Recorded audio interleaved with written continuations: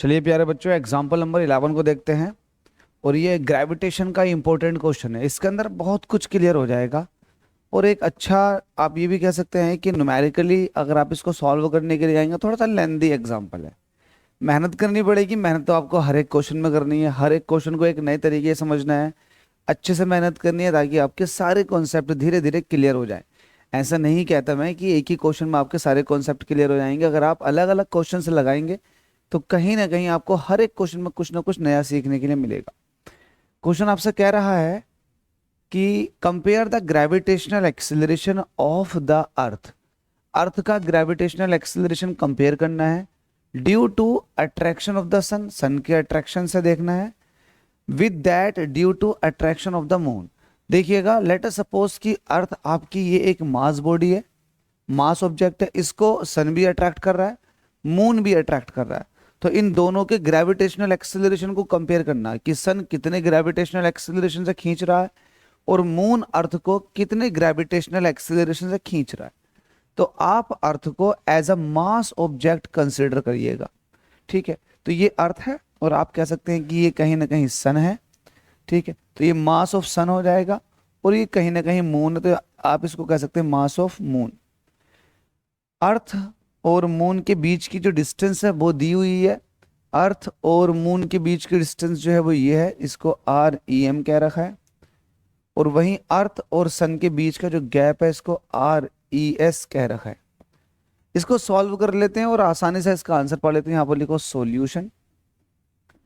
Solution लिखने के बाद में आपसे कह रहा है ग्रेविटेशनल एक्सेलरेशन को कंपेयर करो। तो पहला आप सन का देख लो, अर्थ पर कितना ग्रेविटेशनल एक्सेलरेशन लग रहा होगा। तो आप अर्थ को as a mass object consider करो।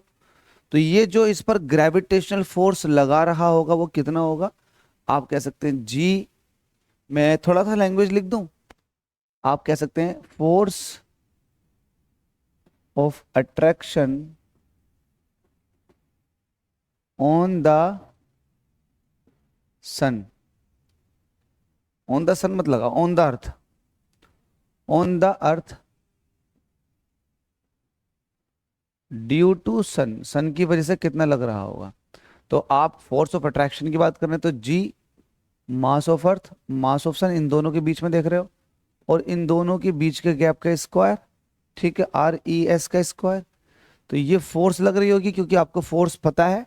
दोनों का मास, दोनों के मास का ऊपर मल्टीप्लाई कर देते हैं और नीचे जो गैप दे रखा है उसका स्क्वायर कर देते हैं। ये हो गया। ये किसके किसके इक्वल होगा। अच्छा, ये जो ग्रेविटेशनल फोर्स ऑफ अट्रैक्शन होता है ये कहीं ना कहीं आप ये कह सकते हैं mg के बराबर होता है, mass into gravitational acceleration. In terms of gravitational acceleration आप लिखेंगे तो मास इनटू ग्रेविटेशनल एक्सीलरेशन निकल कर आ जाएगा। तो मास किसका, किसको आप खींच रहे हो, आप me को खींच रहे हो। ठीक है, ग्रेविटेशनल एक्सीलरेशन किसका, अर्थ का, लेकिन सन की वजह से।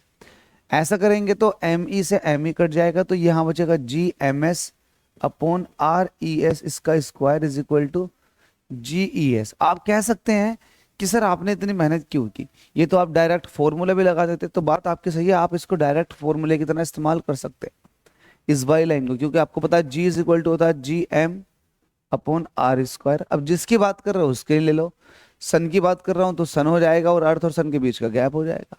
कोई टफ बात नहीं है, इजी है। लेकिन मैंने सोचा लाओ थोड़ा सा इसको बता ही दो तो ज्यादा बेहतर है, कहां से आया। सिमिलरली आप बात करेंगे, सिमिलरली जब आप बात करेंगे मून कितना ग्रेविटेशनल फोर्स लगा रहा होगा, उसके हिसाब से क्या निकल कर आ जाएगा, GMM अपॉन REM का स्क्वायर इज इक्वल टू, यहां पर आ जाएगा GEM। ये इक्वेशन सेकंड आ गई। इन दोनों इक्वेशंस को आप डिवाइड कर लो, तो आप कहेंगे वन को आप डिवाइड कर रहे हो कितने से, सेकंड से, तो आपको क्या मिलेगा, GES अपॉन GEM। GES में क्या रखोगे आप, GMS upon R square ES ऐसे। और GEM में आप रखोगे GMM upon R square EM। ठीक है भाई, यहां देखो आप GES upon GEM is equal to capital G से कैपिटल G कट जाएगा, तो यहां से बचेगा MS upon MM, MS upon MM, और ये हो जाएगा E M upon R E S और पूरे का होल स्क्वायर अपॉन का थर्ड नंबर सबसे ऊपर चला गया और ये ई एस ऐसे था आपने रख दिया।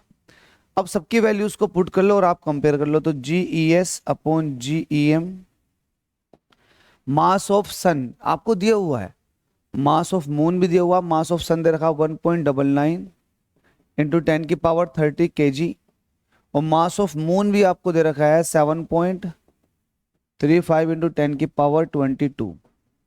Are E M upon R E S देखो, आर ई एम दे रखा आपको 3.84 इंटू 10⁸ मीटर में। वहीं आर ई एस देखो कितना दे रखा, आर ई एस दे रखा आपको 1.49 इंटू 10⁻11 और इसका स्क्वायर चल रहा है। इस कैलकुलेटिव पार्ट को सॉल्व करो और आंसर पालो। देखते हैं, पॉइंट के बाद 2 डिजिट है, पॉइंट के बाद 2 डिजिट है, पॉइंट से पॉइंट कैंसिल ऑटोमेटिक। 199 को 735 से आपको डिवाइड करना है। ये 10⁻22 है, ये 10⁻30 है, तो 10⁸8 बचा।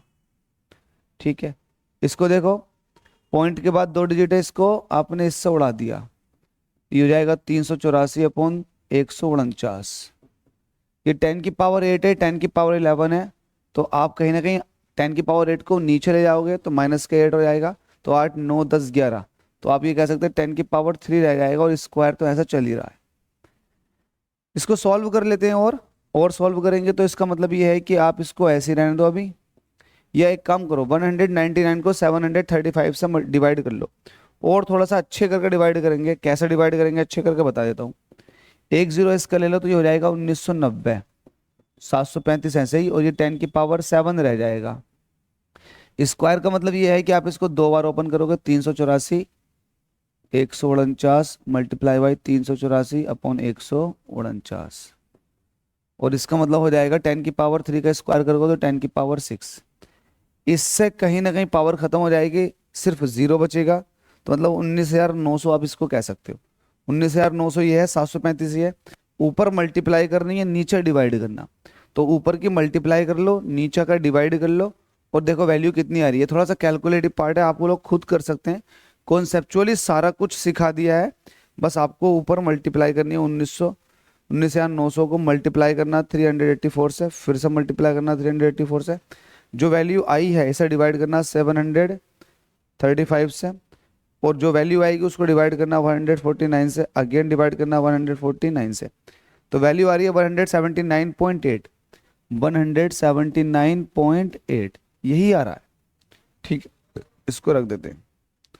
तो डिवाइड करके वैल्यू आ चुकी है आपके पास 179.8। तो ये क्या है, ये है जी E S upon G E M. Comparison हुआ था, तो आप इसको यहाँ ऐसे करके लिख सकते हैं, कंपेयर वाला दिखा सकते हैं कि जी ई एस का रेशो जी ई एम के साथ लोगे तो ये हो जाएगा 179.8 का रेशो 1 के साथ। ठीक है, ये रेशो पूछा गया था आपसे तो आपने बता दिया। तो बड़ा इजी सा क्वेश्चन था, कॉन्सेप्ट आपने देख लिया कैसा था। यहां से डेवलप हुआ है, दो मास बॉडी के बीच में फोर्स ऑफ अट्रैक्शन को देखा गया, उनको कंपेयर किया गया विद ग्रेविटेशनल एक्सीलरेशन। होप्स तो समझ में आ गया होगा। एग्जांपल 11 आपका कंप्लीट, इससे आगे के एग्जांपल भी अपलोड हो चुके। प्लेलिस्ट बना रखी है ग्रेविटेशन की, जा करके एक एक क्वेश्चन लगा लें, फिर मुझसे बताना सर आपका एग्जाम में कौन सा क्वेश्चन रह गया। तो मैं कह सकता हूं कि डेफिनेटली आपसे कोई सा क्वेश्चन नहीं बचेगा आपके खुद के एग्जाम का, सेशनल एग्जाम हो या फिर वो कॉम्पिटेटिव एग्जाम। बस आप मेहनत करते रहो मेरे साथ। Thank you.